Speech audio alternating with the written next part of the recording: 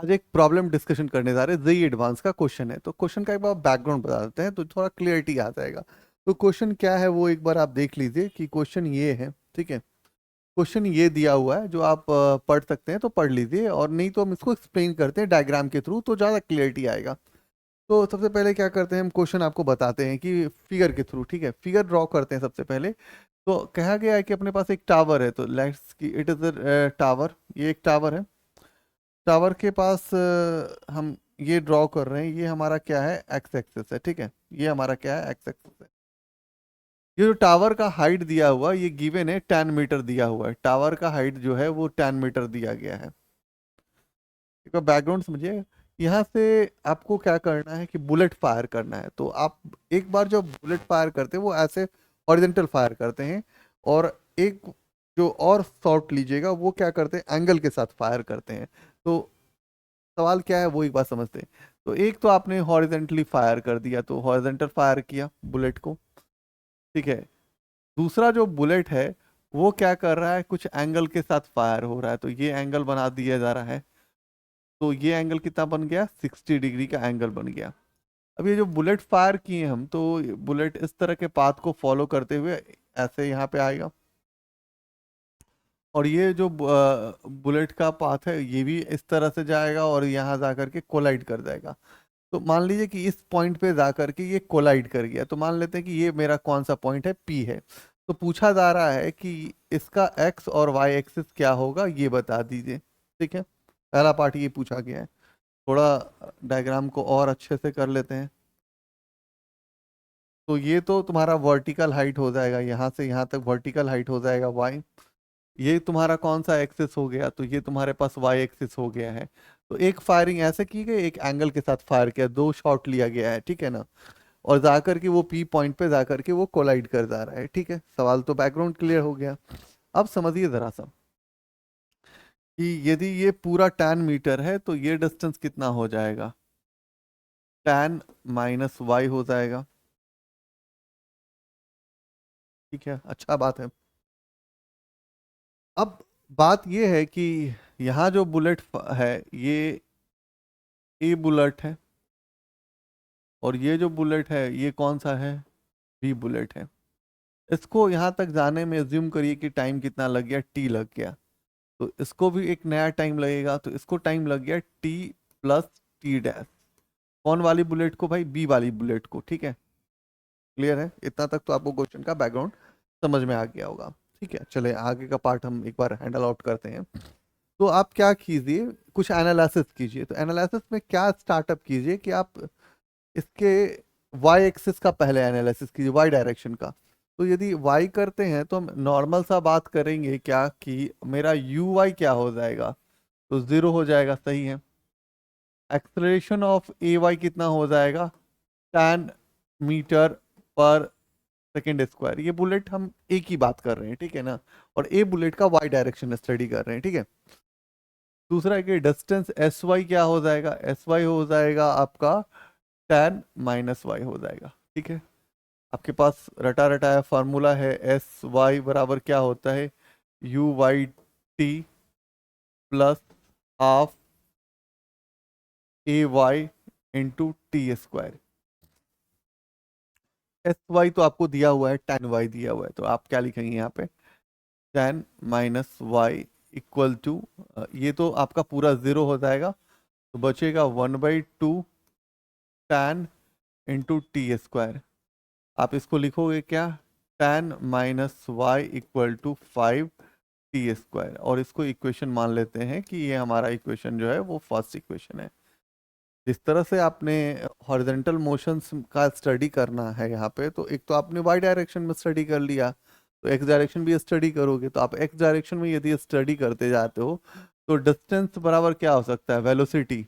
Velocity इसकी जो है वो गिवन है कि इतनी दे रखी है 5√3। इस बुलेट की जो स्पीड कितनी दे रखी है, 5√3, मतलब दोनों बुलेट को जो फायर किए हैं वो स्पीड आपको दिया हुआ है 5√3, ठीक है। चले आगे बढ़ते हैं। तो डिस्टेंस बराबर क्या हो सकता है, वेलोसिटी इंटू टाइम। तो इंटू टाइम कर लेते हैं, ठीक है जी। और इसको मान लेते हैं हम अपना सेकेंड इक्वेशन। तो एक्स इस हॉरिजेंटल का तो हमने स्टडी कर लिया, वर्टिकल का स्टडी कर लिया, कब? जब फर्स्ट बुलेट की बात थी, तो दोनों चीज हम कर चुके हैं। अब सेकंड बुलेट पे आते हैं, बी वाले बुलेट पे आते हैं। तो बी वाले बुलेट पे बात करेंगे तो आप इसका क्या करोगे, कंपोनेंट ब्रेक करोगे। तो इसका दो कंपोनेंट होगा। एक तो इसका यदि यू वाई लिखें तो यू वाई कितना हो जाएगा भाई? तो ये हो जाएगा 5√3 और साइन 60 डिग्री हो जाएगा जी। और तो इसको फिर थोड़ा ब्रेक कर लो, यू वाई इक्वल टू 5√3 और साइन 60 डिग्री हो जाएगा आपका √3/2। तो यू वाई कितना आ जाएगा?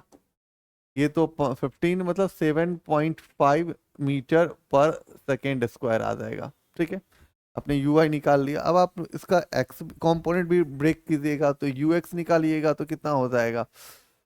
5√3 और कॉस 60 डिग्री। तो आप क्या करोगे, 5√3 और कॉस 60 डिग्री का वैल्यू लिखोगे। तो कॉस 60 डिग्री का वैल्यू कितना हो जाएगा? तो आप यहाँ पे 1/2 लिखोगे। तो ये कितना हो जाएगा, 5√3/2 इक्वल टू यू एक्स हो जाएगा। ठीक है, इतना काम तो कर ही लेंगे। सबसे पहले कंपोनेंट वाला काम जो है उसको हम निपट लिए वहां पे साइड में। ठीक है, वो थोड़ा हेल्प आउट हो जाएगा। आपको क्लियर स्क्रीन में दिख रहा है? हाँ, अच्छे से दिख रहा है, चलो ठीक है। अब हम यहाँ पे बात करते हैं, सबसे पहले वाई डायरेक्शन पे बात करते हैं। किसके बारे में बात करते हैं? वाई डायरेक्शन की बात करते हैं भाई सबसे पहले। तो वाई डायरेक्शन में यदि हम एस वाई के बारे में सोचेंगे तो कितना हो जाएगा? ये तो निगेटिव है, तो -10 - y हो जाएगा। दूसरा ए वाई कितना हो जाएगा भाई? तो -10 मीटर पर सेकेंड स्क्वायर हो जाएगा। और यू वाई कितना निकाले हैं? तो यू वाई हमने निकाला कितना है? तो 7.5 निकाला है, क्लियर है। और मीटर पर सेकेंड स्क्वायर, ठीक है, सॉरी सेकेंड, ध्यान रखिएगा यार। ठीक है, यूनिट वाइज तो हम लिख दिए। ठीक है, अब इस पे बैठा लेते हैं। तो इक्वेशंस क्या यूज करेंगे यार? हम तो सिंपल ही इक्वेशन यूज करेंगे। एस वाई बराबर क्या हो जाएगा, U Y into T plus half A Y. और टाइम यहाँ पे तो पता ही है कितना है, तो टी।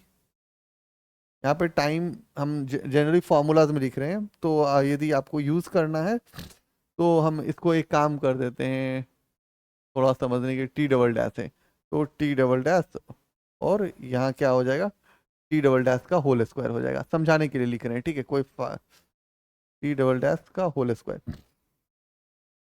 ठीक है, तो अभी हम क्या करेंगे, एस वाई बराबर यू वाई।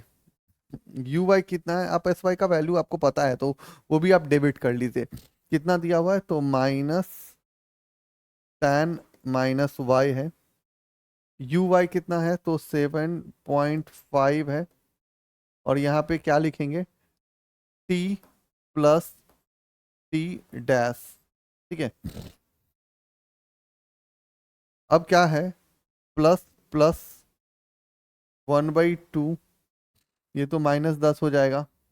और फिर से हम क्या लिखेंगे, टी प्लस टी डैश और इसका होल स्क्वायर करेंगे। इसको थोड़ा ब्रेक करते हैं क्या? तो इसको ब्रेक करेंगे तो कितना हो जाएगा वो देखते हैं। अच्छा, पेज नीचे करने का कोई ऑप्शन नहीं है ना? ओके, कोई बात नहीं। तो हम क्या करते हैं, तो स्ट्रेट लाइन ड्रॉ कर लेते हैं और यहाँ पे आते हैं, ठीक है ना? क्योंकि बोर्ड उतना बड़ा भी नहीं दिख रहा है मुझे कि बड़ा होता तो कर लेते हैं मैनेज। तो -10 - y लिखेंगे equal to 7.5 T plus T dash.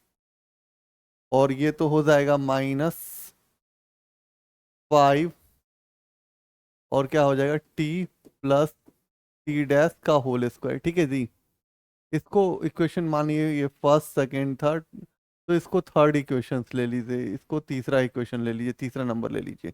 तो आप हॉरिजेंटल भी स्टडी करना चाहेंगे कि भाई ये तो वाई डायरेक्शन में स्टडी किया आपने, एक्स डायरेक्शन में ही बता दो यार, तो एक्स डायरेक्शन का भी स्टडी कर लूँ। ठीक है भाई, कर लेते हैं अपन। एक्स डायरेक्शन में स्टडी करेंगे तो क्या क्या हो सकता है वो प्लान आउट करते हैं। ठीक है, ठीक है। तो एक्स डायरेक्शन में तो यू एक्स पता है मेरे पास कितना है, यू एक्स अपने को पता है कि यू एक्स जो है वो 5√3/2 दिया हुआ है, ठीक है जी। यू एक्स दिया हुआ है 5√3/2। अब ठीक है, इतना तक तो क्लियरिटी है। अब एक्स डायरेक्शन में जो स्टडी करना है अपने को, वो कैसे किया जाए वो प्लान आउट करना हो। वाई डायरेक्शन तो ठीक है, एक्स डायरेक्शन में क्या हो रहा है वो मुझे देखना है, ठीक है। तो एक्स डायरेक्शन में जो स्पीड है वो तो अपने को पता है कि ये अपना स्पीड है, ये क्लियर है कि स्पीड दिया हुआ है, ठीक है ना।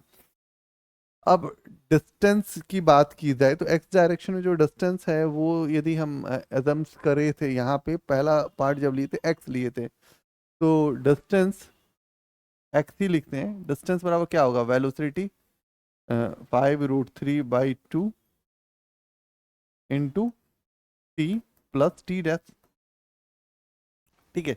इसको हम क्या कर सकते हैं, 2x लिख सकते हैं यार। 2x इक्वल टू क्या हो जाएगा, 5√3 टी प्लस टी डैश, ठीक है। इसको भी कुछ इक्वेशन का नाम तो दे ही दीजिए, थोड़ा अच्छा लगेगा आपको, इक्वेशन 4 हो जाएगा, ठीक है। यहाँ तक तो काम कर ही सकते हैं, इजी है। बोर्ड पे भी क्लियरिटी दिख रहा है, ठीक है। इतना तो क्लियरिटी है, ठीक है, चलते हैं।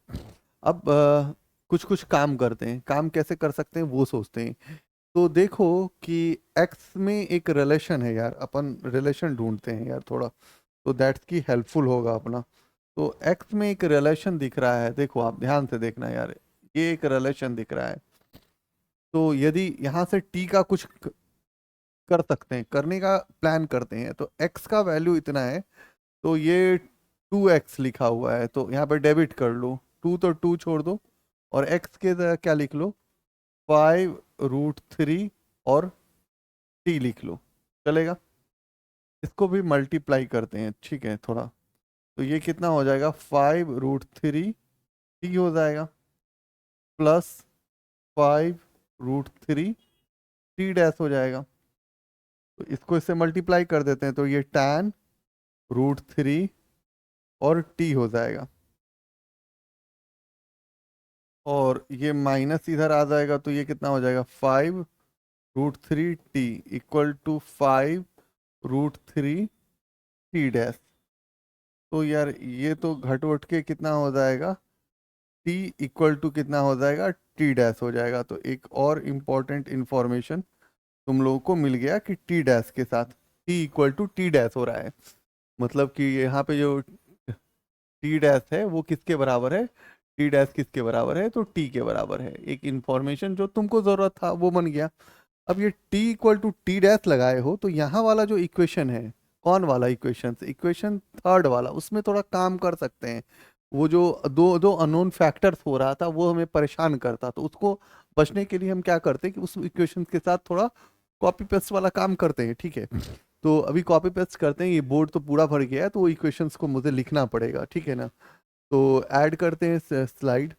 अभी मेरे पास क्या लिखा हुआ है वो देखो, -10 - y इक्वल टू 7.5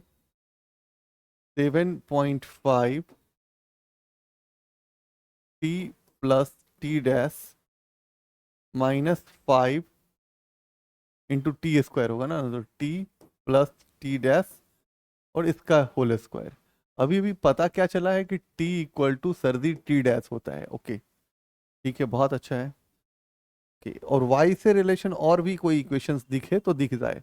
ओ, ये इक्वेशन एक देखो यहाँ पे, तो यहाँ पे पहला इक्वेशन है tan - y equal to 5t², ठीक है, okay.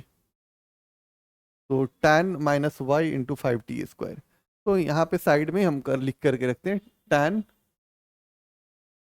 Minus y, tan - y equal to 5t², ठीक है। ये इक्वेशंस हमारा जो निकला था वो पहला इक्वेशन था, ठीक है, ओके, ठीक है। और कुछ तो नहीं है ना, अच्छा है, ये पूरा tan था, तो ये हम लोग tan - y लिखे थे, ठीक है ना, ओके, ठीक है। और हमने कोऑर्डिनेट के, ठीक है, चलो चलते हैं। tan y तो ये कितना हो जाएगा, इसको हम क्या लिख सकते हैं, 5 - 5t² इक्वल टू 7.5 इंटू यहाँ पे तो 2t हो जाएगा, -5, और यहाँ पे भी 2t का होल स्क्वायर हो जाएगा। क्लियर है? तो -5t² इक्वल टू 15t हो जाएगा। क्लियर है? और माइनस कितना हो जाएगा जी, 20t² हो जाएगा। इस वाले टर्म को इधर यदि हम लेके आ जाते हैं तो ये कितना हो जाएगा, -5t² plus 20t² equal to 15t। हम t के ही इक्वेशंस में उलझे हुए हैं क्या? ओके, तो ये तो ऑलरेडी हम लोग निकाल लिए थे, कोई फायदा नहीं है। अच्छा कोई बात नहीं, 15t² इक्वल टू 15t, तो